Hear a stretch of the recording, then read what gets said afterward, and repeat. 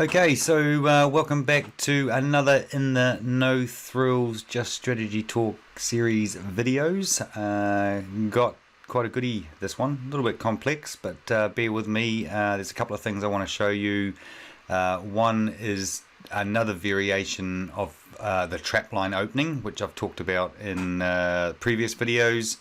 Went into the trapline opening in depth on the first video, and then sort of referred to it in the other ones. But if you're not familiar with it, I do kind of urge you to go back, actually have a look at that.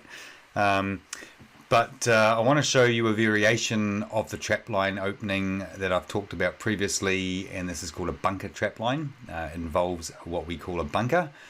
Pretty cool. I want to show you that, and then there's another maneuver that I want to show you that can be quite lethal, and that's quite exciting to run through as well. But look, what I'm going to do first is take you through this variation of the trapline. So just for anybody that might have just jumped in, haven't watched those previous videos, I'll just bring you up to speed on what a trapline is.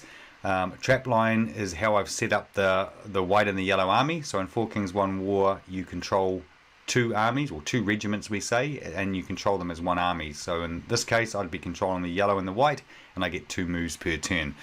The trapline opening that I've set up here is to do with this line here. This pawn, this yellow pawn and this white pawn are the trapline pawns, and it's also got to do with what's on this square here. In this case it's a pawn and a pawn, but it doesn't have to be.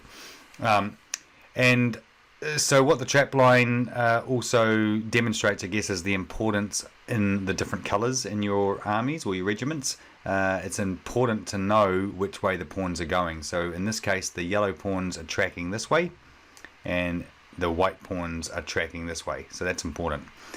I'm just going to move these pawns back as though they're on their starting position, and just to show you how they would normally travel to get to their position. So this yellow pawn is heading for this white square where I've just moved it off, and this one is heading for here.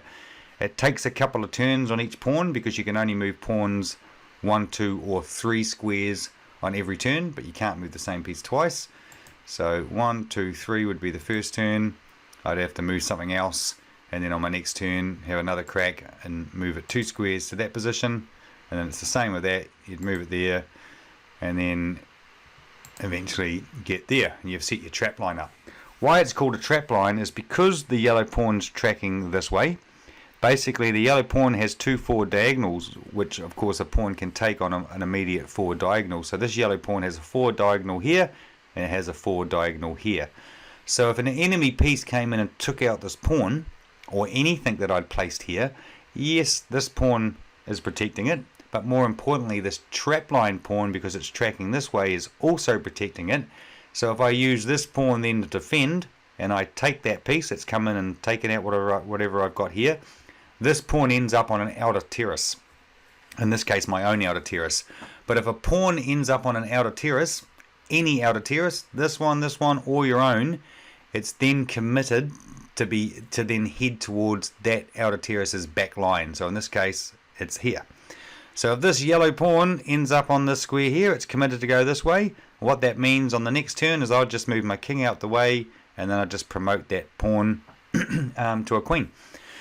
So knowing that, nobody really wants to mess with this opening too much. I mean, you can dismantle it. You've just got to take out this back pawn, and then when the time's right, you've got to use your 2 moves in a turn to take both these pawns out. You have to take both of them out.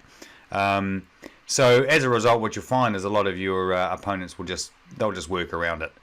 So it's a really formidable, great opening, great shield to sort of work behind and set opportunities up. But as I mentioned, this is about an alternative version to that. So as you'll notice that this trap line is set up on a white diagonal. We can set a trap line up and we can move the whole thing forward. So basically what you have to do is you've got to get this pawn out of the way. You're wanting to get this pawn first and foremost out here, so you can't block it in. So your first move with this pawn, whenever you choose to move that pawn, would be 1, 2, 3 squares, and then on your second turn, what you do is then move 2 only to here. You'd be doing the same with this pawn, 1, 2, 3, and then 2 on the next one, and then this pawn would have to come forward 1, This pawn here, you'd have to be tracking all the way to here. Same with this one, come forward one, and this pawn, you'd have to be all tracking here.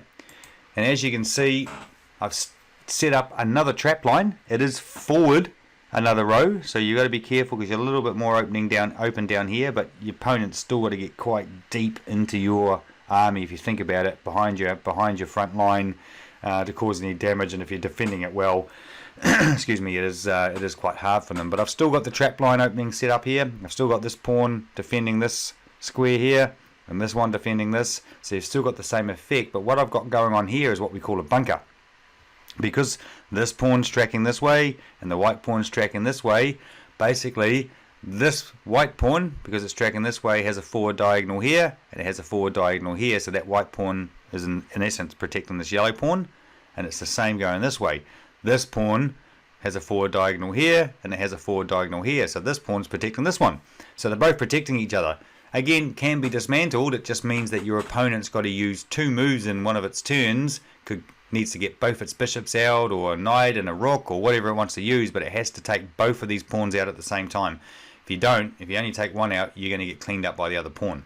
So yeah, that's what we call a bunker trap line. Really cool alternative. You can see you're controlling a lot of the board, and if you've watched the previous video on what we call the gate, or a gate, it actually sets really nice gates up as well, because if I had a rook here, for example, that rook is actually controlling this whole line here, because this pawn of course is traveling this way. So if anything lands on here, let's just say this queen moved over one, well, on my turn I can move the pawn forward, opening the gate, and strike with my rook. And it's the same with this. If I had something here, a queen or a rook, if anything landed on this line, I'd move this pawn forward, open the gate, and strike.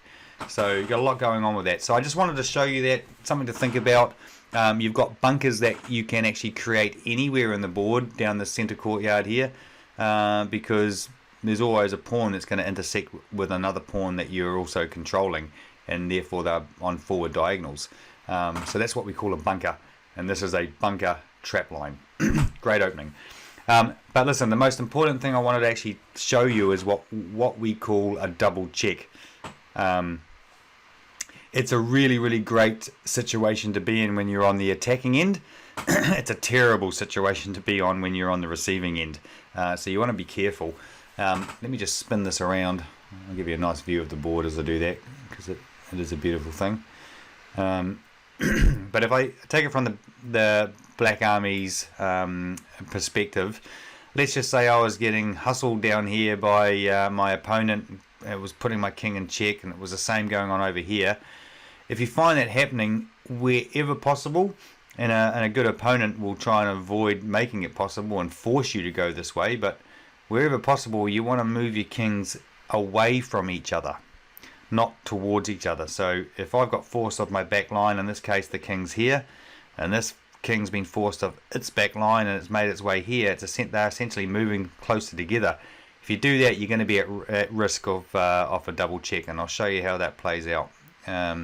And it can be really devastating. Okay, so at the moment these two kings aren't quite in range of a double check, but you know, a wise player could see that that's happening and would probably try and force that to happen. So let's just say this knight jumps in here and puts that king in check, and let's just say it does something insignificant, bit of housekeeping maybe, and I just moved that. I just want to show you that I don't have to do too much more from this point. So this king has now got to get itself out of check. So let's say it makes the mistake of moving forward again closer to its king, and then it might go, okay, I'm going to put some pressure on you, and it moves its bishop out, and it goes, oh, I'm going to pressure your rook, and I'm going to pressure your knight. So now it's my turn. Now both these kings have got themselves in a situation where they're vulnerable to a double check. So all I have to do here, and this is the power of the knights, is jump that in and jump that in there. And as you can see, red and red, that's a double check. How that's occurring is the knight can have a double hop, so it's got a range of a double hop. That's two L-shaped maneuvers in any direction. So in this case, you've got one L-shaped maneuver and then it's going back on itself, and that's check. And in this case, it's got one L-shaped maneuver, and it's going back on itself, and that's check. So that I've done that with one move. So my opponent, I already know my opponent cannot do anything else on their turn other than get their kings out of check. So what I can then do is I can go, great, I'm going to put a rook right there, for example. So that's my two moves. That rook would normally be able to take that rook, and that pawn would normally be able to take that rook, but it can't in this case because it's got to get itself out of check. That's one move, and then it's got to get itself out of check. Again, sorry, that's not out of check. That's out of check there for a second move. So that's now their responding two moves. So now what I can do is I can come in here and go, great, I'll take that there, and I'll take that there. So that's what we call a 3 and a 2. I actually could have done that a little bit better. That could have played out even better. You know, I've moved that king from that check position there. I could have moved it there. I could have made the mistake of moving it there.